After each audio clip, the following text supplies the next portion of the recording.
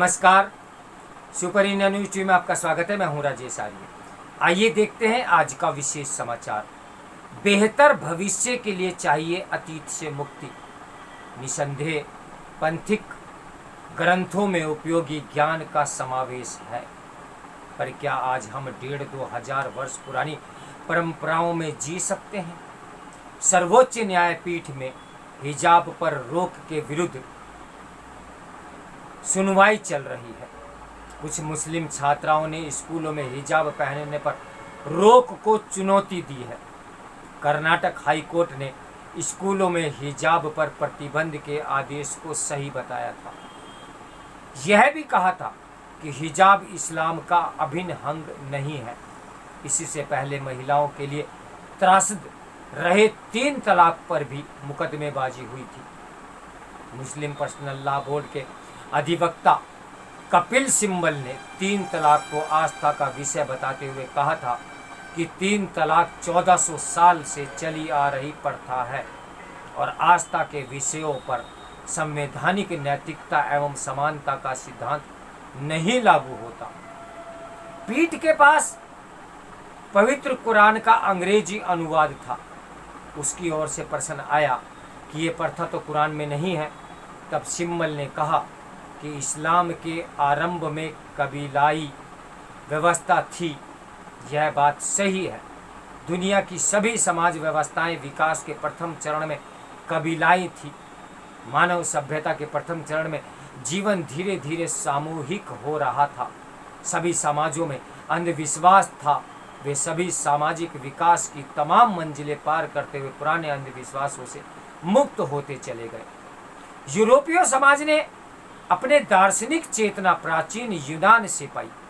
सुकरात ने देव आस्थाओं को जानने पर जोर दिया और उन्हें मृत्यु दंड मिला।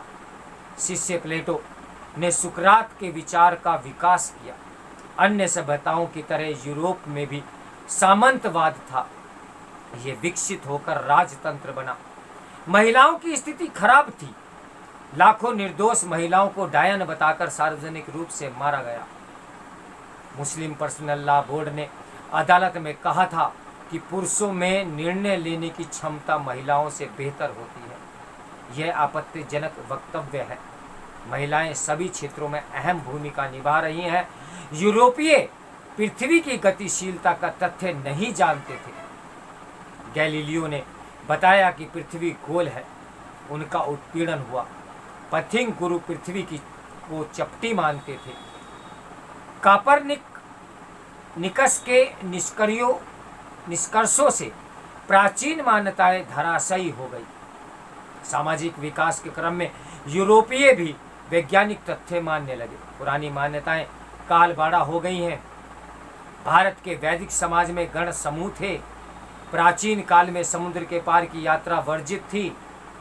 कौंडिन्य जैसे लोगों ने संस्कृति और दर्शन का विचार लेकर समुद्र पार की यात्रा की।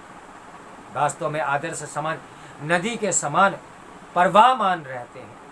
काल बाह्य छोड़ते रहते हैं, काल संगत अपनाते हैं। रिलीजन, पंथ या मजहब से जुड़े ग्रंथ अपने उद्भव के समय के उपयोगी विचार हो सकते हैं, लेकिन 1000-2000 वर्ष पुरानी मान्यताओं के आधार पर आदर्श समाज का पुनर्गठन नहीं हो सकता। वैदिक समाज के आरंभिक चरण में वर्ण व्यवस्था नहीं थी। उत्तर वैदिक काल में वर्ण व्यवस्था दिखाई पड़ती है।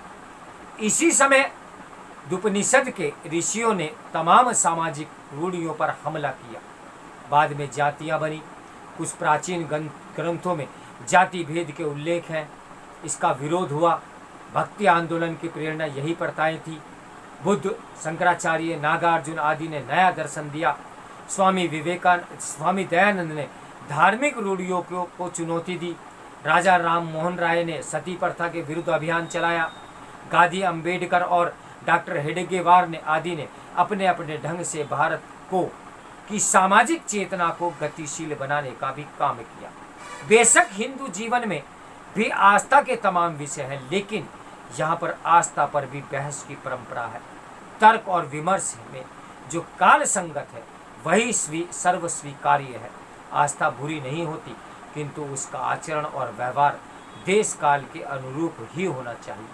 भारत में आस्था पर भी सतत संवाद की परंपरा है। सतत संवाद से समाज स्वस्थ रहता है और गतिशील भी। यूरोपीय समाज ने आस्था और विश्वास के साथ वैज्ञानिक दृष्टिकोण को महत्वता दी है। यही स्थिति अन्य विकसित देशों की भी है। निसंदेह सभी पंथिक ग्रंथों में तमाम उपयोगी ज्ञान भी है। परिस्थिति के अनुसार उनमें प्रेरणा लेनी चाहिए, लेकिन आज के परिवेश में हम 1,500-2 हजार वर्ष प्राचीन सामाजिक प्रथाओं में नहीं जी सकेंगे और न ही जी सकते हैं। इतिहास अतीत होता है, अतीत व्यतीत होता है, मगर जीवन का मुंह भविष्य की ओर होता है। आधुनिक तकनीकी से जानकारियों का विस्फोट हुआ है। दुनिया में प्राचीन मान्यताओं पर विचार विमर्श हो रहे हैं। जीवन प्रतिपल नया है, चुनौतियां नई हैं और समस्याएं भी। आज के जीवन में देश काल के सापेक्ष विचार आवश्यक हैं। अपनी विकास यात्रा में मनुष्य ने बहुत कुछ छोड़ा है। काल राहे रूढ़ियाँ छोड़ी है, तमाम पथिक अंधविश्वास भी छोड़े हैं। अंधविश्वास अचेत मन का परिणाम थे। भारत के मनुष्य ने आस्था मूलक धर्म को भी पड़ताल की। गीताकार ने धर्म के पराभव को ध्यान से देखा और स्वीकार किया। गीता में इसे धर्म की ग्लानि कहा गया है। श्री कृष्ण ने गीता में कहा है कि भारत की प्राचीन ज्ञान परंपरा काल के प्रभाव में नष्ट हो गई और अर्जुन से कहा कि वही ज्ञान मैं तुमको दे रहा हूँ। संप्रति धर्म, मजहब और रिलीजन से जुड़े विषयों पर न्यायपालिका का दरवाजा खटखटाने की आदत बढ़ गई है। विद्वान न्यायाधीश ऐसे विषयों की सुनवाई करते हुए संबंधित पंथ के पवित्र ग्रंथों का सहारा लेते हैं। न्यायपालिका संवैधानिक एवं विधिक विषयों के निर्वहन का केंद्र है। पथिक आस्था के विषयों पर संविधान और विधि के अनुसार निर्वचन में प्राय कठिनाइयाँ आती हैं।